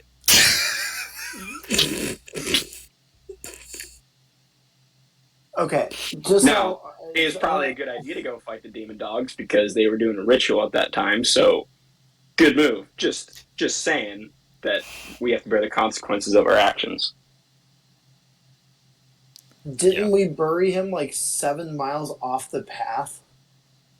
No, so you buried him like say 50 yards off the path. It was about 5 miles south of any sort of living situation. So it was like out of view of the path. You can't see where you buried him from the path. But it was quite far away from here. It would take you, on a horseback probably an hour to get there. Which is reasonable. At 10 p.m. No, Oh, gosh. This is going to be a late night. After that battle? If you guys want to take the rest and do in the morning, I'm all for it. It's just undead priest. Yeah, I don't know. I'm raring to go. I can go tonight. If anyone else is up for it, then we could take a team of 2 or 3, head down, come right back, and hopefully bury both these bodies at the same time. Isn't the person in charge going to raise questions when we just suddenly show up with a dead ranger whom we left with, and then there's another dead body that's in the graveyard that no one wants to talk about?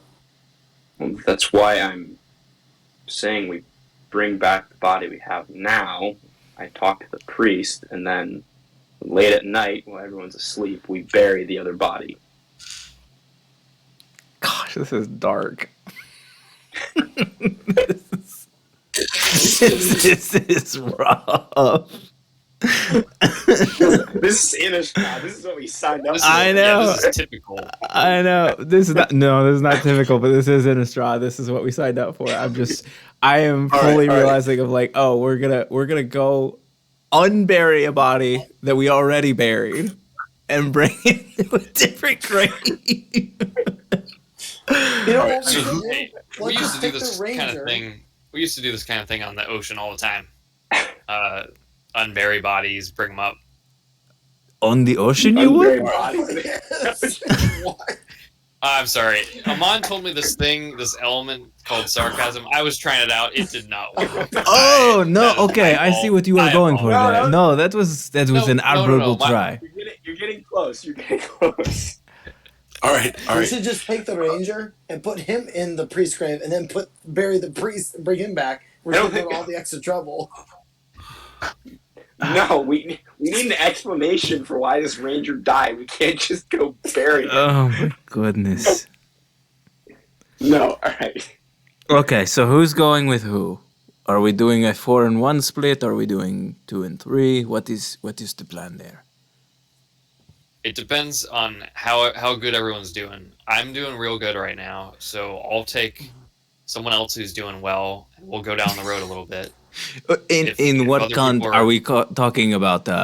General health and heartiness? Are we talking about attitude? What sense of well are we talking about? I feel like if I were to get into a kerfuffle, I would have a lot of resources at my dispensary Disposal. and Disposal. dispensary. Thank you. And and in addition, I also have quite a few wounds that have healed up nicely. Okay. So if anyone else is in that state, I am we can go. thoroughly pissed at the notion that we have to go dig back up this priest one more time, and I have no spell slots for any type of a kerfuffle that would happen. So I will take the route to go help bury the poor ranger who gave his life to make sure that his village was safe. Dalius, I'll go with you. I feel pretty well, especially Alright. after all that intellectual. I did a lot of reading back there. is what I know. Perfect. I will All right, also so go us, with Darius. Us young folks will go out. So Thalius, Glyph, and Carlos are riding into the city. Janik, are you going to go with Amon to do whatever he's doing? I will go with Amon to go whatever he's doing with the ranger. All right, Amon carries the body. We'll go with Amon and Janik first. Amon and Janik, you guys, what are you doing? I'm not gonna just carry him through the center of the town. I'm gonna basically enter the entrance that's closest to the church. Well, I want to be clear. You guys are coming to the town from the church side, and the church is a little ways outside of the town, so you've encountered no people as you start to arrive at the church. Okay, so I'm gonna get to the church and I'm gonna enter in. Sounds good. You enter into you walk past the cemetery, and you walk into the front doors of the church. You open the doors, and you enter in, and you see Ulfar. He's sitting at a desk in the corner, working on something. He's writing something. You don't know what it is from here. And he doesn't look up. He continues to work. I walk in, and I say, it seems our swamp problem has been resolved, but not at a cost. He looks up. Not without a cost, yeah. The gaunt, large priest opens his eyes wide and goes, "Oh, what happened?" We were fighting there are these cultists in this cave that I'm trying to remember his name. Who brought us there? I'm forgetting his name right at the moment. Gilmore Stoke. Gilmore Stoke. So Gilmore had brought us to this cave, and when we had gotten in to investigate, there were these cultists performing a ritual that was summoning a black sludge that was seemingly causing the undead to rise. And as the fight progressed, a couple of them turned into demon dogs, and we tried to get all of them, but one of them escaped, and the demon dog got to Gilmore before we could do anything. Well, I'm just really glad that you were there beside him while he died. I know that, you would never leave a man behind. I'm glad that you pursued him outside the cave to make sure he was okay. But I know you did your best. I like to think that we did. Would you assist me in giving this man a proper Avacyn burial? He says, "Yes, it's just another one. Another one of our townmen is gone. He was a dear friend, And he comes over to you, and he goes to the front entrance to the corner of the church, and he has like a toolbox full of burying utensils, which includes a flower never seen before, but you've heard of before. It is the flower that the town is known for. Of course, that is the flower. Where is it? I want to make sure I name it right. Oh, I had it too. Hyperbole? Hyperbole. VOLI. Also known as a hyperbole. And he pulls out the flower, and he crushes some up in a little pot. And he goes, it's just, can't get this in Gavany. You can only get it here in Innistrad. It's very expensive everywhere else. And he walks outside, into the cemetery, and you guys begin what will be like a 20-minute ritual to bury the body. Amon, you're comfortable with that? Yep. Okay. After you guys finish burying the body, you are going to do what? I assume Janik is still with you. Did I notice where he pulled the flower from? Yeah, it was from a lot of it. from the back corner of the church. You didn't see how much there was, but you saw that it existed.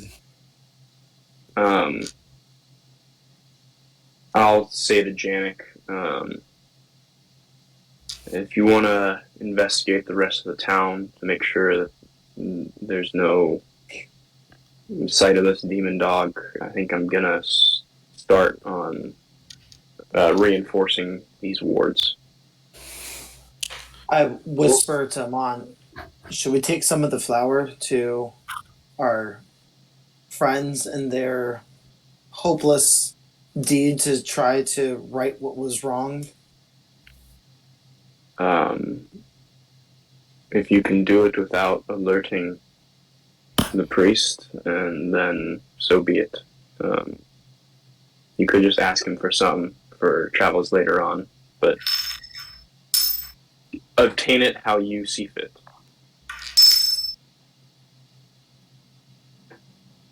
I will go up to the priest and I will say, Ulfar, I think we said? Was that his name, Ulfar? Mm-hmm. Kind priest, it seems that our travels have brought us far and wide, and death seems to unfortunately be a commonplace thing. As just a small token for what we have done here, would we be able to take some of this flour with us on our travels, just for in case of emergencies in the future? You do know what hyperbole cost. I do understand the cost. I mean, our town is ripe with it, but we're one of the only places it grows. I only have enough for 2 more flowers.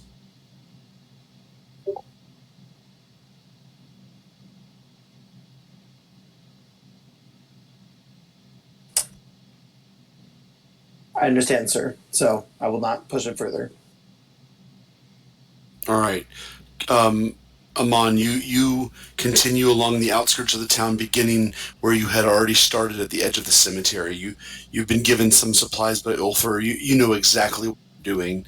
You spend about 10 to 15 minutes on each ward as you bless them and reinstate them, and you can feel their power begin to emanate as you get through one to the next. But every single one of the stones that you approach seems totally lifeless, totally filled with just a normal stone. And some of them seem like they've been replaced. Some of them do seem older. They seem like they've been there for the origin of the town. But you kind of go around the outskirts of the town on the northern side, which you deem to be more important because it's closer to the swamp. As you look to your left, you notice what's named as the docks of the town, which are some wooden planks that kind of are on the edge of the marsh. You notice there's like maybe 20 rowboats that are docked there that can kind of go out into the marsh to pick this flower. You also notice that there is large boxes of what is labeled as hyperbole on the outside, with a number of guards standing with halberds and pikes standing next to them. There is a stable where it's clear that these boxes are shipped out to the larger cities of Innistrad, and it's a pretty big operation. Knowing that each hyperbole flower runs about 100 spectrals, you could glean that this operation is pulling in thousands and thousands and thousands of spectrals a day, and it's probably the primary source of income for everyone in the town. Or the driving industry. You continue around to the northeastern side as the sun finally sets around 10:30, and you get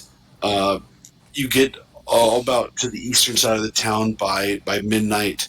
Would you like to keep going, or are you going to stop and call it quits halfway through?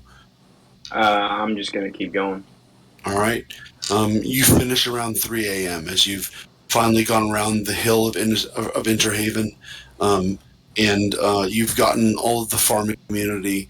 It was probably a 3 to 4 mile walk, clearing out these maybe 20 wards that needed reinstated around the city. But you finished at 3 a.m. Janik, what are you doing while Amon is doing the blessings?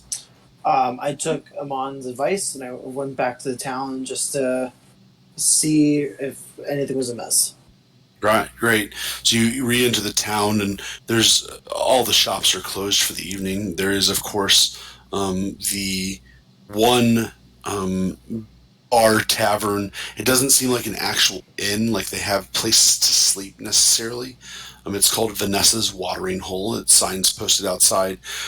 In addition to the sign outside that like labels the tavern itself, there is also a like a job board, like a wooden job board that kind of is a part of the community, and it it has a list of papers that have been pinned to the board outside in front of what seemingly is the town square. There's a well.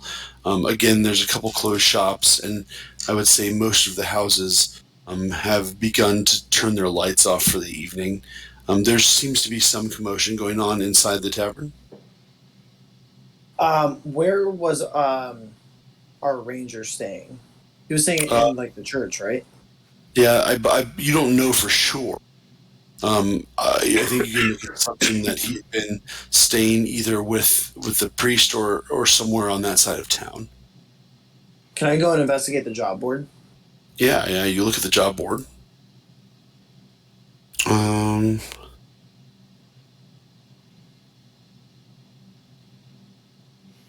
gonna post some of the job board in the general chat.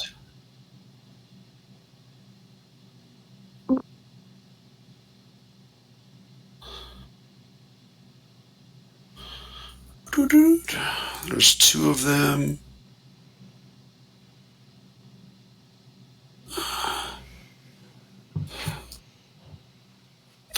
There's 3 different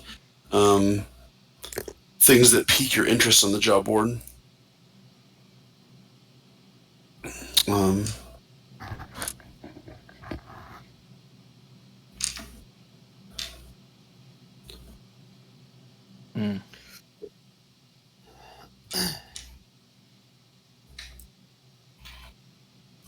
Janik, you can either write these things down or whatever it is to present to the group later on.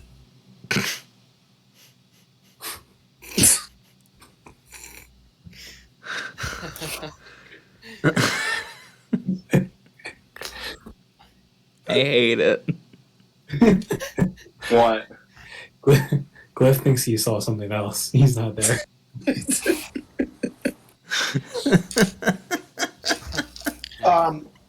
I think at this point the thing that's on my mind is like I want to just make sure that I procure lodgings for my friends when they return back from their journeys. So I'll go inside the tavern. Sure. Inside the tavern, there's music playing. It's just a violin that's in the corner, just kind of playing a quiet tune, and there's a couple of townspeople drinking. It's not too rough and tumble. There is a very beautiful young woman behind the bar, maybe mid-30s. She is seemingly the only employee of the bar, and there is maybe 7 to 10 men and women inside the bar as well. I'll walk up to the bar counter. I say, "Excuse me, fair lady," and I slap down 5 spectrals and say, "How much for a drink and for lodging for some friends?" She looks at the money and she says, "Well, 1 spectral's enough for a drink. How many friends do you have?" It is me and 5 traveling companions. 5 traveling companions. There's 6 of you total. 4. 4. 5 of Four. us total. It's been a long day. She looks at you confused and she goes, "How many total companions?" There's myself and 4, so there are 5 altogether. 5. Well, I live above the tavern, but there's not an inn in Interhaven. Most of the men lodge up in shanties on the north side of the town. They come to get rich off of the lucrative trade that moves through here. Then, who would be in charge of the shanties that we may be able to procure lodging? There's a older gentleman who kind of stands up from one of the tables and he goes, "Well, that would be me, son.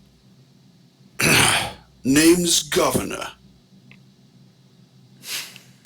Well, Governor, me and my companions are looking for some lodgings for the night as we are passing through Interhaven. How much would it be for lodgings for one night? 1 night, 10 spectrals, and we'd call it a deal. For the sake of knowledge about money, that would be a lot of money he's asking for. Does it have running water and gold chambers for the bathrooms? Pretty close. Pretty close. I've seen the state of this town. I'll give you 5 spectrals and we'll take a room. 5's a deal. All right. I give him 5 spectrals and I leave 1 spectral for the drink. Sure. So I'll be minus 6 spectrals. 6 spectrals. He looks at you and goes, "Do you want to go see it now, or do you want to wait till later?" I down my drink and I say, "Let's go now." He grabs a lantern. He throws a couple spectrals the way of the Bard Maiden, and you guys walk out into the square. You walk only about 5 to 6 minutes north towards the marsh, and he has this beaten down shanty house that he opens up for you, and he goes, "Oh, I need you out by noon tomorrow. Batch of men coming in tomorrow night." Understood, Governor. Not a problem. He winks at you and walks away. Oh. You have a key. You have a shanty in front of you that's a small house, maybe 3 or 4 rooms inside, and you have a beautiful view of a disgusting bog. Charming, isn't it? I will take the key. I will go back to the town, and I will await the main entrance where I'm expecting my friends to arrive. Sounds good. You're on the south road, the main road coming into Interhaven. Go ahead and we'll cut back to Amon real quick as he's finishing at about 3 a.m. These wards. You see Amon at the last ward, and as he finishes, he just starts silently weeping to himself. Not like sad, but like kind of frustrated. He thinks to himself, like, I'm flight of Huron, I'm supposed to protect the living, and what did I do? I let this man die, and for what? For nothing. And that's just his final thought as he finishes the stone and kind of just sits there in his own thoughts. All right, we cut to our real heroes who are going to dig up the dead body. Carlos, Thalius, and Glyph. Carlos, Thalius, and Glyph, as they're walking into the church, you guys have all of the horses that are tied up out front in the stable posts that are outside right in front of the church. You grab 3 of the horses, or do you want to grab 4? We'll do 4, so then we can put the barrel on one. Sounds good. Sounds good. You guys jump on the horses. Mm-hmm. You ride through town. It's about an hour, so about 11:30 you arrive. You arrive in the area where you guys buried the body. Thalius, you remember exactly where it was. You really had kind of dug the hole in the first place. Um, it's about 50 yards off the beaten path. You kind of find your way, and by 11:30, 11:45, you found where the hole that you had dug was, and you can see that the dirt is undisturbed from where it was. It seems to be where it was when you left it Undisturbed about since we disturbed it. Yeah, you guys buried the body 10 hours ago now, so Uh-huh. it's been chilling there ever since. Perfect. All right, I'll start digging. All right, I'll go with the shovel and hey, let's take some turns. Let's not break our backs on this. This again. Well, After a few minutes, taking turns with the shovel, Carlos says the shovel. When you hit the top of the barrel and you hear as you feel the top of it, and you guys are able to get the barrel, and the stench around the barrel now is fully filled. You would guess that if you open the barrel, there'd be maggots and all sorts of insects that have kind of begun to dissect the body. Nice. It's been a full 3 days now since you have killed the cleric, and so he is in full decay mode. And you get the barrel that smells. There's within a couple of minutes, if you get in the barrel up, there's a small swarm of flies that's kind of following you around. I I- swear. I'm not. I don't even know that prestidigitation would do anything about this, so let's just hold our breath and do this quickly. I do an unarmed strike at the flies. Just kidding. Sounds good. you swat 5 away, and where 5 were, 10 more reappear. Sweet. Maneuvering strike. No, I'm just kidding. All right. You guys spend about an hour and a half riding back to town, a little bit slower, with this heavy, stinking barrel. When you arrive in town, a few men and women dash about, but on the main road, there's like 1 or 2 people. Up ahead, you notice Janik standing in the middle of the road, tossing a key up in the air and catching it. Cool. We're probably moving at like a pretty good clip, right? Yeah.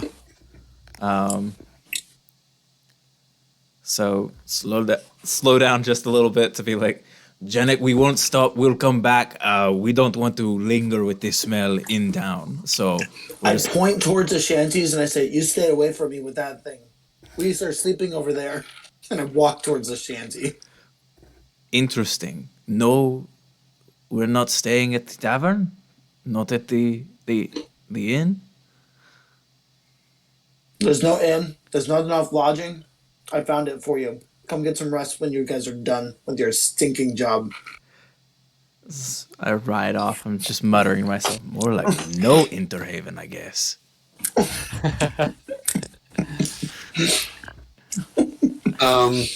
You guys continue through town. Couple people look your way, but no one stops you as you continue to go east. You arrive at the church. The light is inside the church. Is still on. It's about midnight. Okay. 12:30, and you guys arrive at the church and tie up the horses. Alrighty. No, This looks like Longer than we need. looks like the right place. Yes, I believe so. Let us bury this thing quickly and be rid of it again. All right. I'll start untying the barrel from the horse and Yeah, hoist you it get it off. down. Yep, no problem.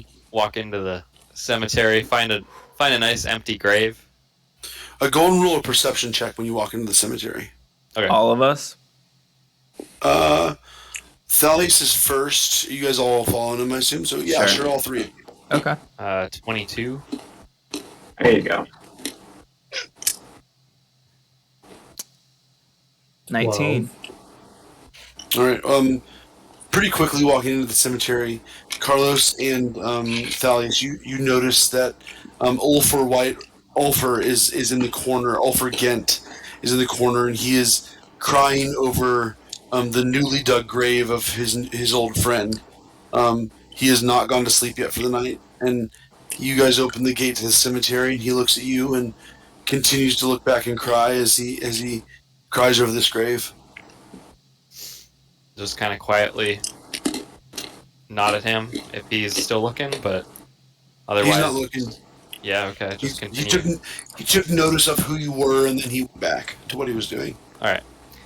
Yeah, I'll just continue to go in, find that nice empty grave that hopefully a skeleton popped out of earlier, and Yeah, you find an empty grave. It's a little bit damp from the water that had filled in earlier, but it's been pushed back by Amon's rewarding, and the grave is pretty deep, maybe 6 feet deep, 5 feet deep. oh, nice. Yeah, and just kind of roll the barrel into the hole, and then Do you want to like lower it in, or do you want to roll it in? Oh, we'll lower it. We'll lower it. Okay, I just want to make sure. But we are lowering quickly. We are lowering it very quickly. You guys begin to lower the barrel. The smell has filled the cemetery, and Ulfer does take notice of the stench. And he goes, he kind of wipes his tears, and he goes, "Who's that?" Oh, this is And- just and you guys- rancid dog meat. We just needed a place to put it. He looks a little bit horrified. And he goes, "Where are your holy men from the party? Why are you burying dog meat in a cemetery that is meant for Avicen's people?" Okay, so this is gonna be a thing. All right, cool. I am sorry, Father. This was it was a poor joke. This is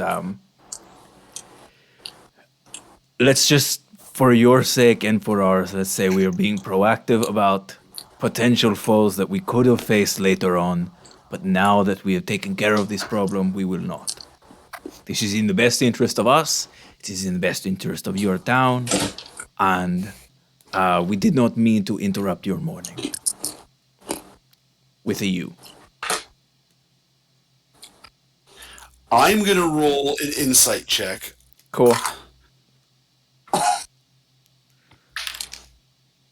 He rolls a natural 1. Yeah. So he will look at you and he'll say, "Well, can I at least perform the Abyssinian rituals on the body?" What sort of believer would we be if we did not acquiesce to this request? Oh, man. Does that mean you have to see the body because it's a mess?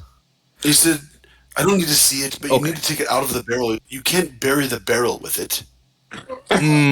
Are you sure about this, Father? This is going to be quite the stench. Are you sure about that? He goes, "Well, how long has the man been dead?" What day is it?